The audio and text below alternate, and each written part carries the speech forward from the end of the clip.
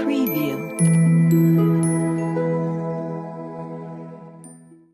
Assalamualaikum warahmatullahi wabarakatuh. Sahabat muslim dimanapun anda berada, bagaimana kabar kalian semua? Insya Allah selalu senantiasa berada dalam bimbingan dan lindungan Allah Subhanahu wa Ta'ala. Baik, kami ucapkan selamat datang kembali ya bersama kami di channel Thalib Official, channel kebanggaan kalian ya. Tentunya channel yang dapat insya Allah membawakan sebuah ilmu-ilmu yang bermanfaat gitu ya. Dan alhamdulillah pada kesempatan kali ini kita telah kedatangan salah seorang guru kita ya, Al-Mukarram Ustaz Hadzik Al-Qari. Gimana kabar Ustaz? Alhamdulillah. Beliau ini adalah salah satu ustadz ya, guru kita dari Jember, Jawa Timur, termasuk juga daripada salah satu mu'alim, guru daripada pondok pesantren Darul Quran yang di Jember ya, pondok pesantren Darul Quran. Nah, jadi begini Ustaz, pada kesempatan kali ini kita sharing aja ya Ustaz. Jadi kita membahas apa nih? Jadi gini Ustaz, saya tuh beberapa hari yang lalu ya, 2 hari ke belakang, 3 hari ke belakang itu ketika saya buka Facebook ya, ketika saya scroll Facebook itu ternyata saya menemukan salah satu video ya, video dari salah satu tokoh ulama, tokoh ya yang cukup tenar lah di negara kita yaitu di Indonesia ya. Nah, beliau itu mengeluarkan sebuah fatwa bahwasanya Rasul itu, para sahabat, para ulama empat mazhab, Syafi'i, Maliki, Hambali, Hanafi itu kata dia itu mereka tuh Wahabi gitu. Itu mereka tuh Wahabi. Nah, saya sedikit janggal. Oleh karena itu saya ini mengundang Ustaz ya untuk sedikit mengupas ya, terkait fatwa yang diucapkan ya dalam isi ceramahnya waktu itu. Nah, baik, untuk lebih jelas lagi mungkin kita tonton videonya saja. Tonton. Baik, itu videonya ini aja. Berarti bisa enggak Ustaz, ana tarik kesimpulan atau tarik kesimpulan gitu Ustaz. Berarti imam yang 4 imam mazhab itu terus para ulama-ulama kita yang terdahulu, para sahabat sampai Rasulullah itu Wahabi. Ya, kalau sekarang siapa aja yang mendakwahkan tauhid adalah Wahabi. Siapa yang mengajak kembali kepada Al-Quran dan Sunnah adalah Wahabi. Siapa yang sekarang ini mengajak pembaharuan Islam adalah Wahabi, maka ketahuilah bahwa Rasulullah SAW itu juga Wahabi, dan pas nama beliau Muhammad dituduh Wahabi seperti beliau. Kemudian juga Abu Bakar, Umar, Utsman, Ali radhiyallahu anhum yang di dalam banyak pernyataannya mengajak kembali kepada Al-Quran dan Sunnah di saat fitnah juga Wahabi. Bagaimana Imam Asy-Syafi'i juga mengatakan in sahal hadisu fahuwa madhabi, juga Wahabi. Bahkan Umar bin Abdul Aziz khalifah yang memperbarui saat itu dikembalikan umatnya kepada Al-Quran dan Sunnah, ajaran tauhid dimurnikan juga Wahabi. Begitu juga Imam Syafi'i mujaddid yang abad kedua mengembalikan Islam ini kepada relnya Wahabi. Muhammad ini Imam Ahmad ibnu Hanbal yang di sana bersikeras mempertahankan Al-Quran ghairu makhluk karena ingin menghidupkan ajaran salafun soleh, juga Wahabi. Bahkan Abul Hasan Al-Asy'ari yang di dalam kitab Al-Ibanah, akidah saya adalah akidah dari Alkitab wa Sunnah yang diyakini oleh ulama fulan-fulan, akhirnya menyebutkan Imam Al-Bukhari, menyebutkan Imam Syafi'i dan yang lainnya, Wahabi. Kalau seperti ini, semua siapa saja yang mengajak kepada pemurnian tauhid, kembali kepada Al-Quran dan Sunnah, dan plus yang tidak kalah pentingnya, melakukan pembaharuan untuk menyingkirkan berbagai macam kerak-kerak yang mengotori Islam dari mulai bid'ah, khurafat, tahayul, ini juga Wahabi. Jadi beliau itu tadi bilang bahwasanya ya bukan hanya Rasul doang yang dia katakan itu seorang Wahabi, bahkan dia juga tadi menyebutkan Imam Asy'ari. Sedangkan kita mengetahui bahwasanya Imam Asy'ari dan juga Imam Abu Hasan Asy'ari dan Imam Abu Mas'ud Al-Maturidi itu kan keduanya pemimpin atau imam Ahlussunnah wal Jamaah, lalu dia katakan itu sebagai Wahabi, gitu kan. Jadi agak berkontradiksi. Jadi pandangan itu bagaimana terhadap fatwa yang beliau ucapkan gitu, yang ada dalam sebuah video tersebut. Jadi pandangannya gimana gitu Ustaz? Baik, assalamualaikum warahmatullahi wabarakatuh. Waalaikumsalam warahmatullahi Pada wabarakatuh. sahabat-sahabat saya sekalian, khususnya yang menonton video ini, dan juga kepada guru saya juga, sahabat saya Ustaz Fakhrijar, atau biasa saya sebut dengan Ustaz Khalid ya, karena di kawasan kita ini kita memang dekat, dan insya Allah kita sedang ingin menulis sebuah buku dengan berjudul Keluarga di Bawah Naungan Cahaya Al-Quran. Jadi kita sedang ingin membuat sebuah proyek tulisan, yaitu terkadang, jadi kembali kepada pembahasan tadi ya, jadi salah satu ceramah dari salah satu tokoh di tetangga sebelah ya, tetangga sebelah, karena emangnya begitu ya, karena tetangga itu kita tidak bisa memaksa semua orang itu untuk sependapat dengan pendapat kita. Kita tidak bisa memaksa. Begitu juga dengan tidak bisa memaksa untuk orang tersebut untuk mencintai kita. Dan juga ketika melihat ceramah tadi juga saya juga agak kaget ya, ketika beliau itu mengkiaskan. Jadi beliau menggunakan kias ya, antara mungkin dikiaskan antara nama pendiri atau muassis Ittihad Wahabi gitu ya, muassis Ittihad Wahabi yang bernama Muhammad bin Abdul Wahab. Ya, Muhammad bin Abdul Wahab dikiaskan dengan Rasulullah yang sama-sama memiliki nama Muhammad juga. Jadi kalau saya lihat ini, kalau secara kias itu memang ada musyabahnya sama. Musyabahnya sama-sama Muhammad namanya. Saya juga bisa mengkiaskan nama saya dengan Rasulullah gitu. Ahmad, Rasulullah juga namanya Ahmad juga gitu. Cuman ketika dikiaskan seperti itu, kemudian ditarik kesimpulan bahwasanya Muhammad bin Abdullah dengan Muhammad bin Abdul Wahab itu yaitu sama, dalam artian sama dalam bentuk pemikirannya, sama dalam bentuk torekohnya, sama dalam bentuk dakwahnya, itu menurut saya itu sudah masuk dalam kias ma'al-farid. Kenapa? Apa itu kias ma'al-farid? Kias ma'al-farid itu antara makis dan makis alnya itu batin, fasih, sehingga tidak menghasilkan kias yang benar. Oleh sebab itu, ini dia problem bagi umat Islam. Problem bagi umat Islam yaitu kebanyakan dari mereka baru belajar beberapa agama, belajar tentang ilmu hadis, kemudian mereka mengatakan sesuatu hal yang berseberangan dengan apa yang dipahami para ulama kita. Betul. Gitu. Sehingga seperti tadi saya juga kaget bagaimana bisa dia mengkiaskan Rasulullah dengan dia. Rasulullah itu juga Wahabi gitu. Karena ketika Rasulullah mendakwahkan tauhid, mendakwahkan ajaran Islam dicaci maki oleh para sahabatnya. Kalau Rasulullah itu masuk kepada salah satu kaidah atau satu ibarah, idza talafan nasu an syakhsin baina madhihin wa qadhihin fa'lam annaka tatakallamu an syakhsin adhim. Kan begitu ya. Ketika Anda ingin membahas seseorang, ketika ada perbedaan pendapat antar orang-orang, jadi orang-orang yang hidup pada zaman tersebut maupun zaman sebelumnya ataupun zaman setelahnya membahas tentang seseorang, baina qadhihin wa madhihin, jadi dibahas antara cacian dan makian dia berikan pada orang tersebut, fa'lam annaka tatakallamu an syakhsin adhim, maka ketahuilah bahwasanya Anda membicarakan orang yang agung. Lah, berbeda dengan kalau Rasulullah menaarkan syakhsin adhim.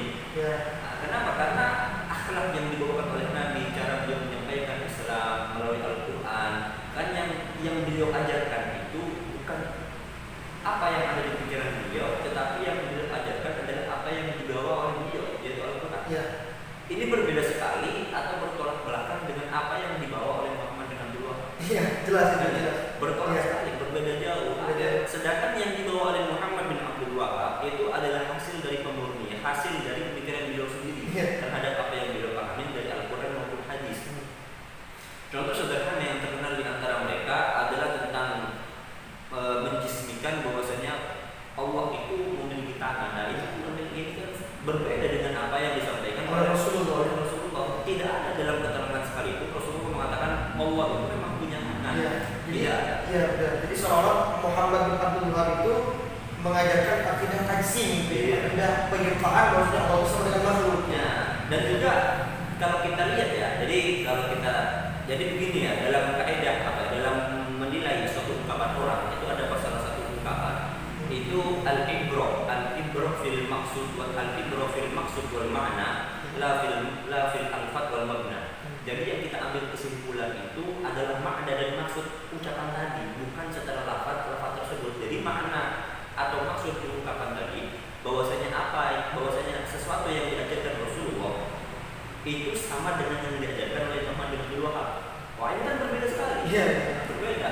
Dalam segi akhlaknya saja berbeda. Bagaimana akhlaknya Muhammad bin Abdul Wahab ini termasuk orang-orang yang mengatakan Allah itu punya tangan. Berbeda dengan Rasulullah. Rasulullah tidak pernah menjelaskan dalam satu riwayat yang sahih bahwa Allah itu tangan Allah seperti ini. Dan ini dalam secara akal pun itu sulit untuk kita tangkap bagaimana tangannya Allah. Karena ketika kita menangkap bahwasanya Allah itu memiliki sifat bertangan, maka akan masuk di dalam pikiran kita bahwasanya hal itu gini ya. Ketika ada satu benda, maka akan membutuhkan benda yang lain untuk menghasilkan benda tersebut. Ketika kita mengatakan Allah punya tangan, maka kita katakan tangan Allah itu terbuat dari apa?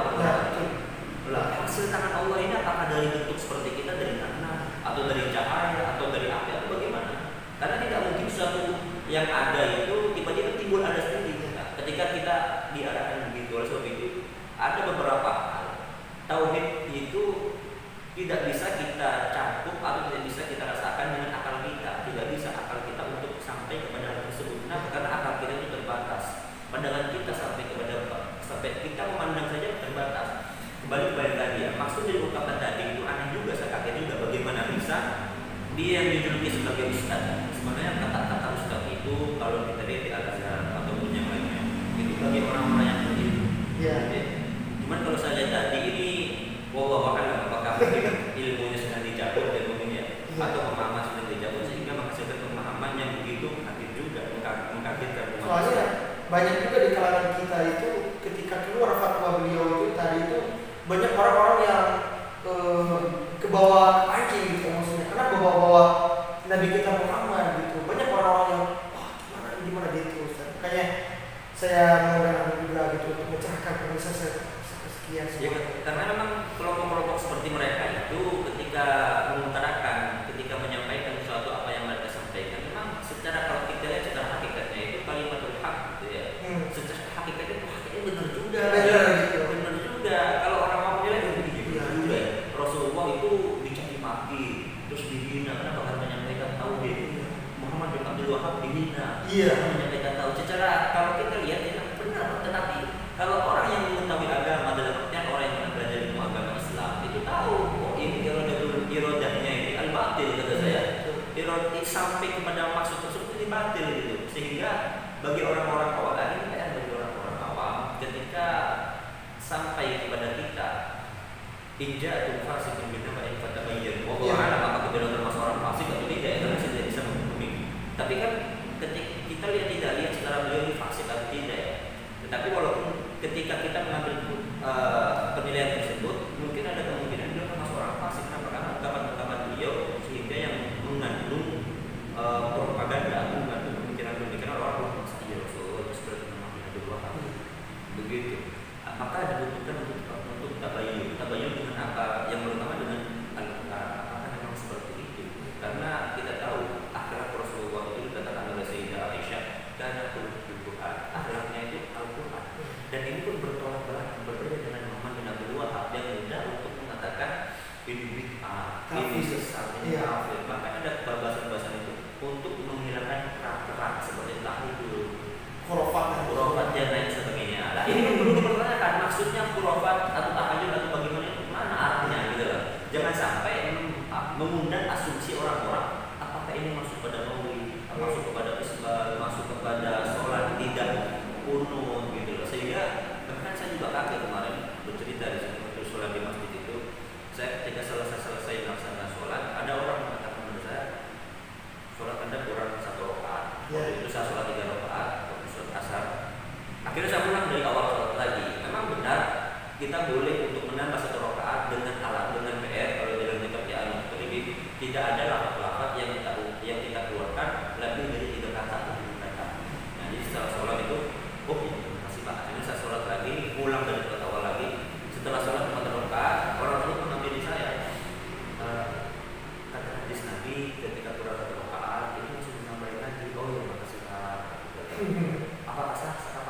batal sholat saya.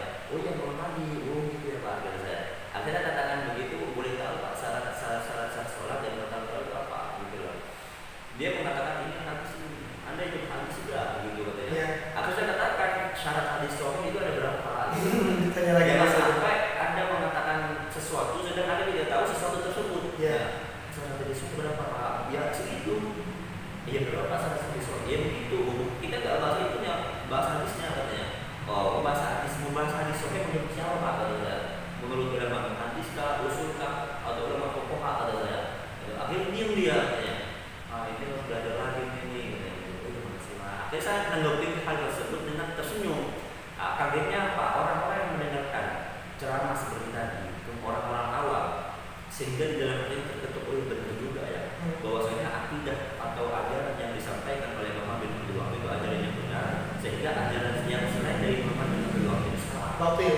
Ya batil. Artinya kan orang-orang awam kan sudah banyak terbius dengan penyakit-penyakit seperti itu. Banyak sekali khususnya di Jakarta ini. Iya, doktrin.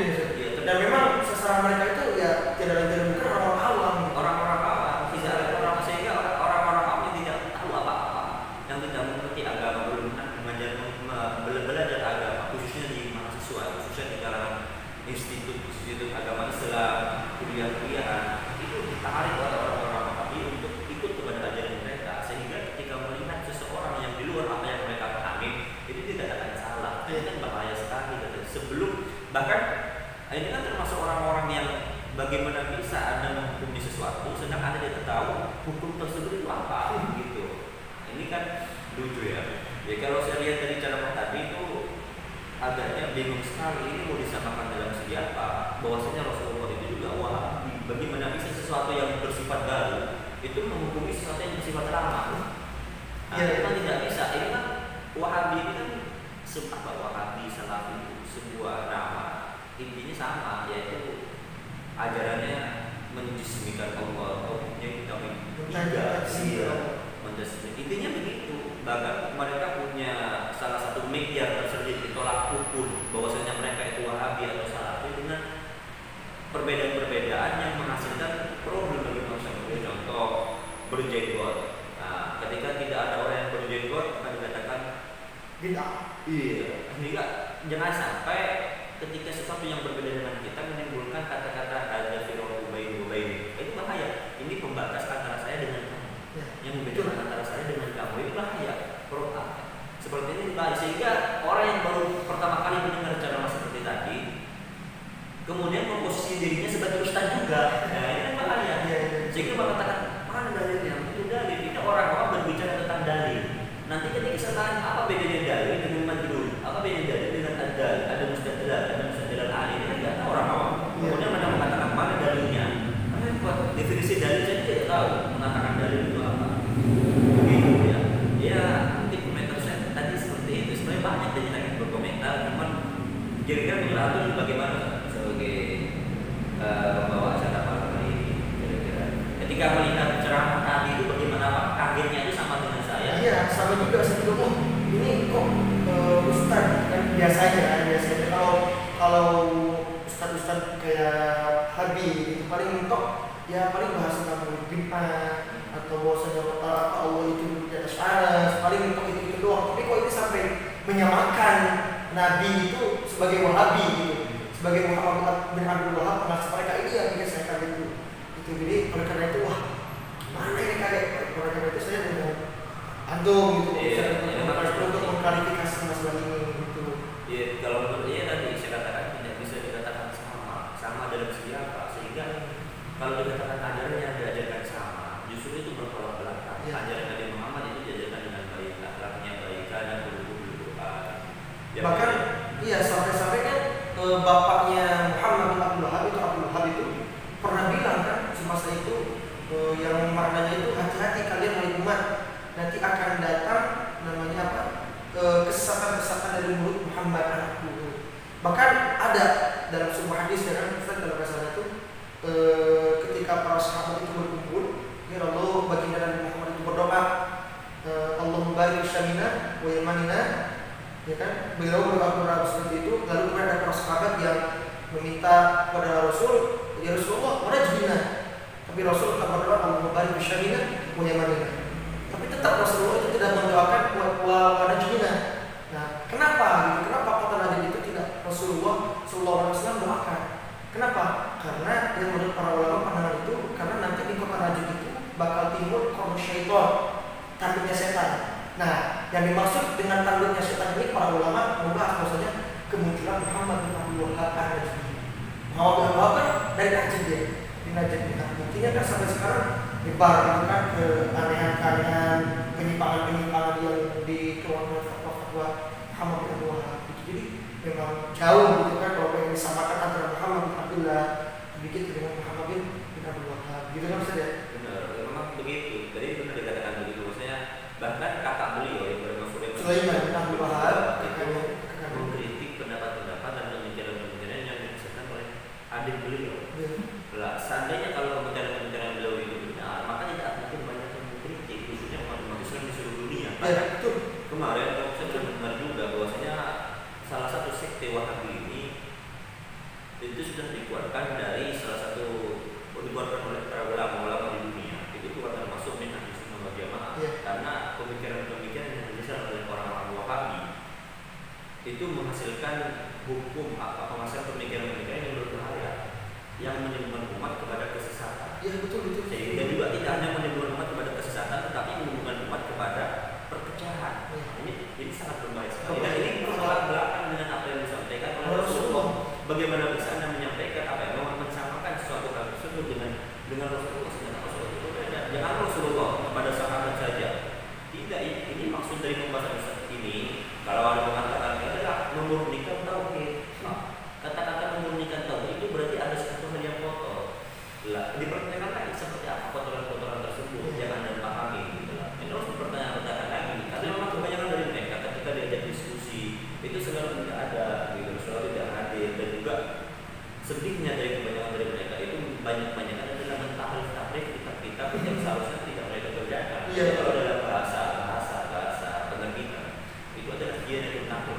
Iya, betul ya. Dalam khianat, dalam penukilan seharusnya kitab ini ada, ini tidak ada. Bahkan tadi disebutkan dengan kitab Al-Iban oleh Abu Hasan Al-Asy'ari itu bahwasanya beliau itu mengatakan, mu'allif mengatakan yaitu Abu Hasan Al-Asy'ari, Allah itu memiliki tangan. Ini kan berbeda sekali. Bagaimana bisa tahu ajaran yang disampaikan oleh Abu Hasan Al-Asy'ari menyampaikan bahwasanya Allah itu tidak berjisim, tetapi dia mengatakan di dalam kitab tersebut Allah berjisim. Nah, ini kan penuh problem. Masa iya yang saya pahami, yang pernah saya baca di dalam kitab Al-Iban, itu mu'allif dan pengajaran seperti itu. Kemudian dia mengatakan mu'allif itu seperti itulah. Ini kan termasuk dia tuh mengambil khianat, apa tadi? Khianat di dalam menukil suatu pendapat orang. Maka salah membaca dalam tulisan Muhammad bin Abdul Wahhab itu ada tulisan begini, bagus sekali. In kunta naqilan fa bisihhah. Jikalau Anda sebagai seorang penukil, maka nukilan dengan nukilan yang benar, dengan sah. Lah ini kan berbeda, pengikut-pengikutnya itu semua nukil dengan fasid. Ini sangat berbeda sekali.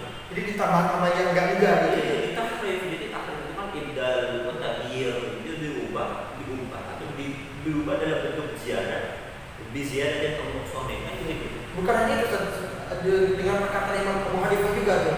Perkataan Imam Abu Hanifah yang mana beliau itu mengatakan yang menjelaskan tentang kedua orang tua Nabi itu tidak mati dalam keadaan kafir, yang mata kafir lain, maksudnya kedua orang tua Nabi itu tidak meninggal dalam keadaan kafir, oleh orang-orang Wahabi itu pengikut Wahabi itu dihapus mim nafinya gitu. Mim yang menghilangkan meniadakannya itu. Jadi mana kafir lain? Kedua orang tua Nabi itu mati dalam keadaan kafir lain ini.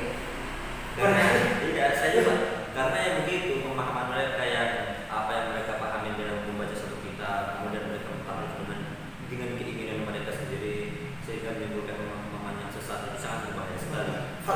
Oleh sebab itu saya ingin buat kepada teman-teman yang menonton video ini, sebelum kita apalagi khusus dari teman-teman dari Ustaz tadi ya di channel YouTube tadi ya, channel YouTube jadi ada sebuah TV ya itu wa'afwatu itu iya wa'afwatu kan banyak ada TV, Roja TV, Wesal TV itu semuanya link-link mereka itu. Oh ya, udah wa'afwatu udah. Wa'afwatu udah.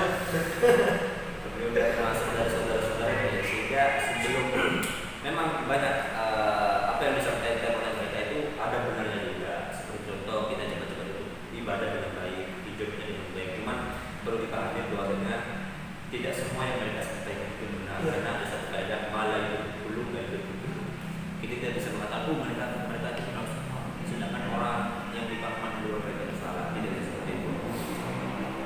Kira-kira menurut antum itu bagaimana lagi?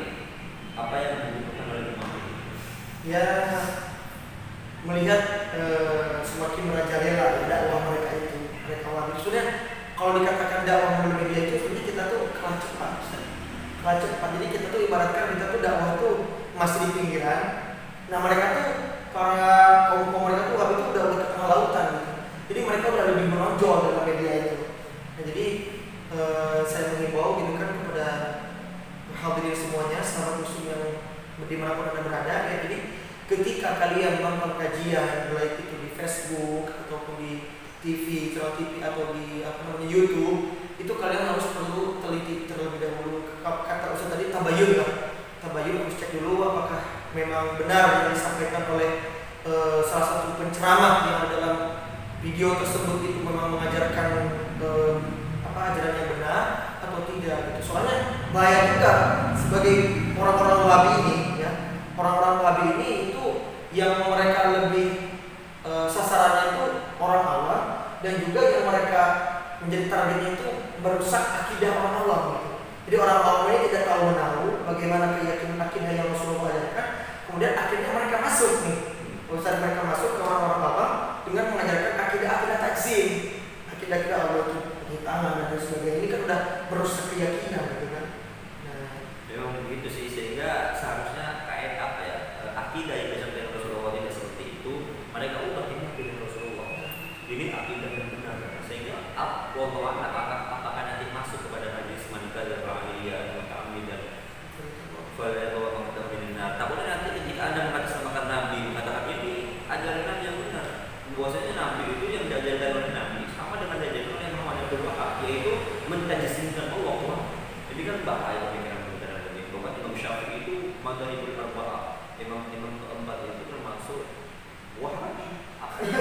Jadi semua itu yang dikatakan, jadi ulama-ulama di tanah Jawa semua di dunia itu Wahabi semua. Iya. Tidak bisa kalau kita dikatakan menyampaikan tauhid itu adalah Wahabi, itu keburhanan itu soal itu. Mana dalilnya bahwasanya kita tak dalil salah. Jangan kita memposisikan diri sebagai Wahabi. Tak dalilnya mana? Dalil dari hadis yang benar dengan hadis yang abal-abal gitu. Maksudnya jangan pemikiran-pemikiran Anda. Makanya dalil dari Al-Qur'an bahwasanya yang mengajarkan tauhid, yang mengajarkan kebenaran itu dikatakan Wahabi, itu dalilnya mana? Itu pesan saya. Dan juga mungkin dari PR bagi orang-orang yang tadi selalu menggunakan PR mau tahdir kepada orang-orang itu. Ya, tahdir itu. Ini peringatan bagi teman-teman sekalian bahwasanya pentingnya bagi kita kembali kepada untuk belajar ilmu agama. Itu penting sekali. Mempelajari dengan baik, mempelajari dengan langsung pada tahapan yang benar. Jangan sampai Anda mempelajari langsung tingkatan yang tinggi gitu. Ketika Anda mempelajari tingkatan yang tinggi sehingga konslet pada konslet tadi. Oleh itu penting ilmu. Mengapa? Karena Nabi Adam alaihissalam itu mengapa para malaikat itu sujud kepada Nabi Adam alaihissalam itu karena Allah itu allama Adam al-asma'a kullaha. Sehingga menghasilkan sebuah konklusi atau nilai wa itu dari malaikat sujudu li Adam, sujud kepada Adam bisa bagi Adam lahul ilm. Karena sebab Adam itu memiliki ilmu yang diberikan oleh Allah Subhanahu wa taala. Ilmu ini penting bagi umat-umat Islam khususnya. Jangan sampai Anda itu terbius dengan penyakit-penyakit seperti yang tadi gitu, itu bahaya sekali. Sehingga nanti ketika melihat hal yang berbeda dengan Anda berjenggot, saya ini berjenggot ya, alhamdulillah. Tidak. Saya tidak berjenggot ini, bukan saya tidak juga ini. Nah, itu jadi bahaya sekali ketika tidak orang melihat jenggot itu dolala. Sehingga kalau melihat orang yang berjenggot, bahkan saya pernah dengar dari satu channel YouTube di Ustadz itu yang terkenal dengan pendekar Aswajaya itu, beliau ketika Ustadz itu Surabhi dan alhamdulillah satu daerah dengan saya juga sedihnya belum ketemu dengan beliau, tapi orang-orang jadi dekat dengan beliau. Beliau waktu itu mewawancari orang yang baru keluar dari mantan Wahabi. Memang benar ya, mantan Wahabi itu suka membid'ahkan, mengkafirkan orang. Iya Ustaz, 100%. Iya semua. Pengakuan langsung ya. Pengakuan langsung 100% membid'ahkan, mengkafirkan. Iya. Kalau 100% itu bukan hampir semuanya, memang semuanya. Udah totalitas ya. Totalitas. Sudah memang total gitu. Mungkin kalau dikatakan tidak semua masuk kepada kaidah ikhlaqul ma'at wa ladul. Yang dimaksud sebagian tapi yang dilihat semuanya gitu. Begitu. Nah, begitu ya. Iya. Gitu. Sehingga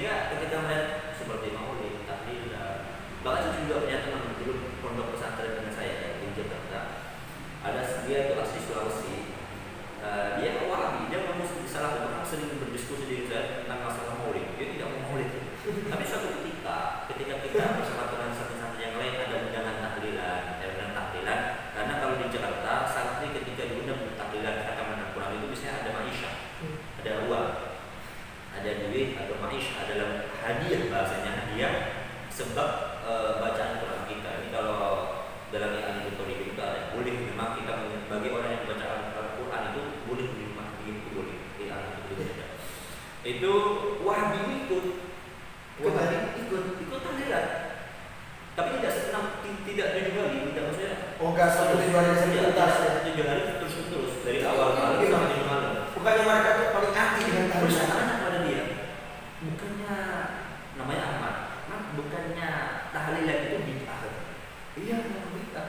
Ente kok ikut tahlilan? Ini beda lagi. Ini Ahmad, bukan duit kata saya. Oh enggak, emang beda lagi gitu loh ya. Oh gitu. Jadi ketika khusus kepada hal-hal tertentu, mungkin masuk kepada maisha itu ikut. Gitu. Jadi kan kaget. Oh jadi ada, kalau bahasa usul fikih itu ada rukhsahnya, ya. Ada rukhsah, ada azimah. Dia masuk kepada rukhsahnya. Mungkin bisa lebih fulus nih, bisa lebih fulus nalala, menghasilkan kehidupan yang enak. Agak juga ya. Begitulah pemikiran saya. Saya mengambil kesimpulan. Maksudnya ternyata